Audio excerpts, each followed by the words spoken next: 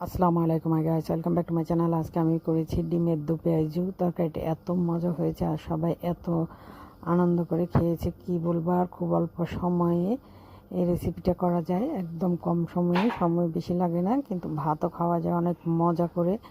একেবারে মাংসের তরকারি ফেল। আপনি এভাবে একবার রান্না করে খেয়ে দেখবেন, আপনার মাংস খেতে মন যাবে না। তরকারিটা এত মজা হয়। কড়াইয়ের মধ্যে অল্প একটু তেল দিয়ে তার মধ্যে পেঁয়াজটা দিয়ে পেঁয়াজটাকে কয়েক মিনিট ভালো করে ভেজে নিয়ে, দেখুন পেঁয়াজটাকে একেবারে ভালোভাবে ভেজে নিয়েছি। নেওয়ার পরে এবার এগুলোর সাথে দিয়ে দিচ্ছি অল্প একটু লবণ, অল্প একটু লাল মরিচের গুঁড়া, অল্প একটু হলুদের গুঁড়া, তার সাথে দিয়ে দিচ্ছি আদা রসুন। দিয়ে এগুলোকে কয়েক মিনিট একটু ভালো করে নাড়ার পরে আমার মনে হচ্ছে হলুদটা একটু কম হয়েছে, তাই এগুলোর সাথে আমি আরেকটু হলুদ দিয়ে দিচ্ছি। যেহেতু বাচ্চারা খাবে তাই মরিচটা একটু কমে দিয়েছি।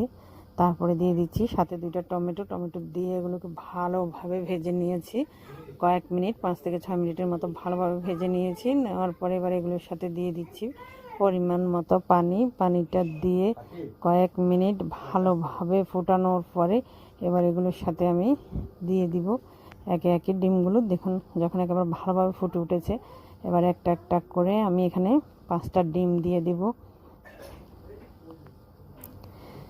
ডিমটা দেওয়ার পরে এগুলোকে আমি একটা ঢাকনা দিয়ে প্রায় 5 থেকে 6 মিনিটের মতো ঢেকে রাখবো।